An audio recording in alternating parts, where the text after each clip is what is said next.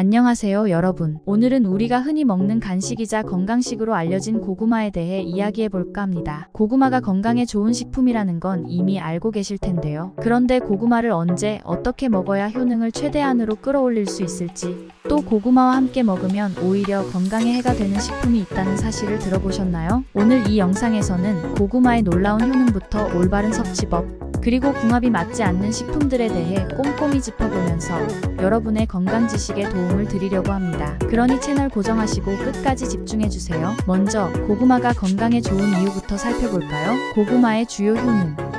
고구마는 단순한 간식 이상의 효능을 가진 식품입니다. 여러분, 고구마가 항암 효과가 있다는 사실 알고 계셨나요? 이는 항암 효과가 있는 82종의 식물 중에서 1위에 해당하는 수치입니다. 이렇게 높은 발암 억제율의 비결은 고구마에 풍부하게 들어있는 베타카로틴과 안토시아닌 같은 항산화 물질 덕분인데요. 이 성분들은 체내 산화 스트레스를 줄이고 암세포의 성장을 억제하는 데 탁월한 효과를 발휘합니다. 특히 고구마는 대장암, 폐암 같은 특정 암 중에서 더욱 강력한 예방 효과를 나타내는데요. 이러한 효능 덕분에 고구마는 전 세계적으로 사랑받는 건강식품이 되었죠. 고구마의 효능은 여기서 그치지 않습니다. 고구마는 또한 성인병 예방에 큰 도움을 주는 식품입니다. 고구마에는 칼륨이 풍부하게 들어있는데요. 칼륨은 우리 몸속에서 나트륨을 배출하는 역할을 합니다. 나트륨은 혈압을 높이는 주요 원인 중 하나로, 나트륨이 체내에 과도하게 축적되면 고혈압, 뇌졸중 등 성인병의 위험이 높아집니다. 고구마에 함유된 칼륨이 이러한 나트륨을 소변을 통해 배출시켜주기 때문에 고혈압을 비롯한 성인병을 예방하는 데 큰 도움을 줄 수 있습니다. 실제로 KBS 생로병사의 비밀에서는 고구마가 혈압과 혈당을 낮추는 효과가 있다는 내용이 방영되기도 했습니다. 또한 고구마는 당뇨병 환자들에게도 좋은 식품으로 알려져 있습니다. 고구마는 식이섬유가 풍부해 혈당의 급격한 상승을 막아주고 식후 혈당치를 안정적으로 유지하는 데 도움을 줍니다. 미국 당뇨학회지에서도 고구마가 제2형 당뇨병 환자들에게 혈당을 조절하는 데 효과가 있다고 발표했습니다. 고구마의 저혈당 지수는 생고구마가 50 이하로, 이는 정제된 곡류나 다른 감자류보다도 낮은 수치입니다. 그래서 당뇨 환자들도 비교적 부담 없이 섭취할 수 있습니다. 그리고 여러분, 고구마는 장 건강에도 많은 도움을 준다는 사실 알고 계셨나요? 고구마를 자를 때 나오는 하얀색 액체, 이게 바로 얄라핀이라는 성분입니다. 얄라핀은 변을 부드럽게 해주고 장 운동을 활발하게 하여 변비를 개선하는 데 큰 도움을 줍니다. 또한 고구마에는 식이섬유가 풍부하여 장내 유익균을 증식시키고 장의 독소를 배출하는 데도 효과적이죠. 그래서 꾸준히 고구마를 섭취하면 장 건강을 개선하고 숙변이 제거되어 피부 건강에도 긍정적인 영향을 줄 수 있습니다. 고구마의 효능은 여기에 그치지 않습니다. 고구마는 시력 보호에도 탁월한 효과를 지니고 있어요. 고구마에 들어있는 비타민 A와 베타카로틴은 눈 건강에 필수적인 영양소로 야맹증을 예방하고 눈의 피로를 줄여주는 데 도움을 줍니다. 특히 디지털 기기 사용이 늘어나면서 눈 건강이 염려되는 현대인들에게 고구마는 중요한 식품이 될 수 있겠죠? 피로 회복에도 고구마가 도움을 주는데요. 고구마의 비타민 B1, B2, 비타민 C와 같은 영양소들이 신진대사를 촉진하고 피로 회복을 돕기 때문입니다. 고구마의 올바른 섭취법. 그렇다면 이 훌륭한 고구마, 어떻게 먹어야 그 효능을 제대로 볼 수 있을까요? 가장 중요한 첫 번째 방법은 껍질째 섭취하는 것입니다.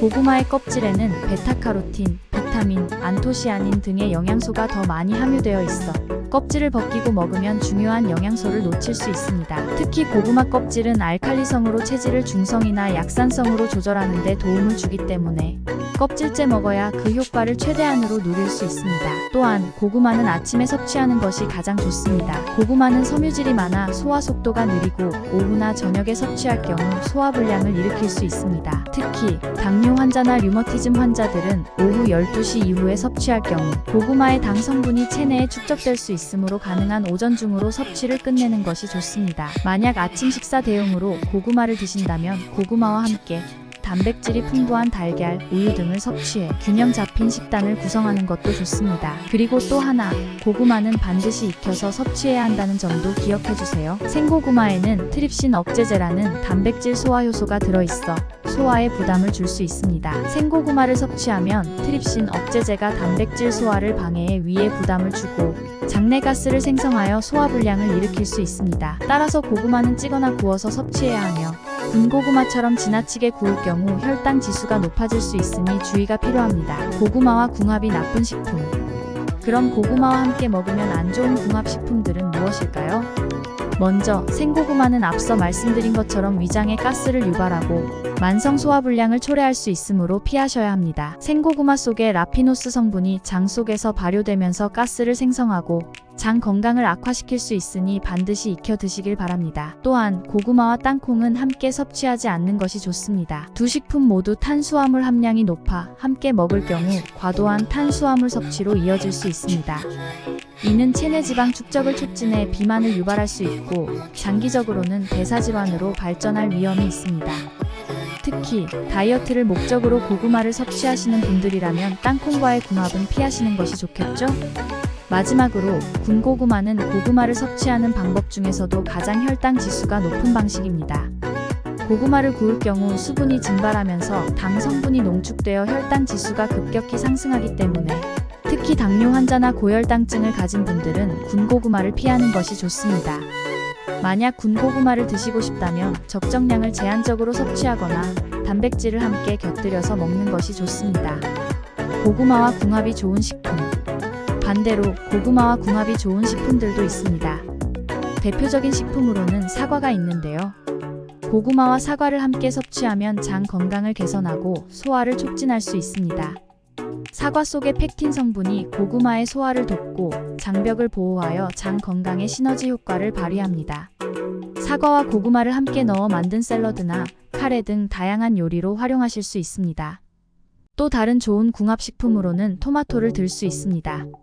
토마토는 항암 효과와 혈압 조절에 탁월한 식품으로 고구마와 함께 섭취하면 그 효과가 배가 됩니다.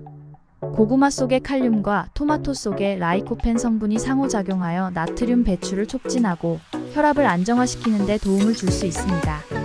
마지막으로 고구마와 김치도 좋은 궁합을 자랑합니다. 고구마의 섬유질은 소화 시간이 오래 걸릴 수 있는데 김치 속의 유산균과 유기산이 소화를 돕습니다. 또한 김치에 포함된 나트륨을 고구마의 칼륨이 보완해 주어 두 식품이 상호 보완적인 역할을 하며 영양 균형을 맞추어 줍니다. 결론 및 마무리. 오늘은 고구마의 놀라운 효능과 올바른 섭취 방법, 그리고 궁합이 맞지 않는 식품과 좋은 식품에 대해 알아보았습니다. 고구마는 그 자체로도 훌륭한 건강식이지만 올바른 섭취법을 지키고 함께 먹는 식품에 주의를 기울여야 그 효능을 온전히 누릴 수 있습니다. 여러분의 건강을 위해 고구마를 올바르게 섭취하시고 피해야 할 궁합식품은 반드시 피하도록 주의하세요. 오늘의 정보가 여러분께 도움이 되셨길 바랍니다. 영상이 유익하셨다면 구독과 좋아요, 알림 설정 부탁드리고 여러분이 고구마를 어떻게 드시는지 또 고구마와 궁합이 좋은 식품이 있다면 댓글로 공유해주세요. 여러분의 의견을 듣고 싶습니다. 그럼 다음 영상에서 또 만나요. 감사합니다.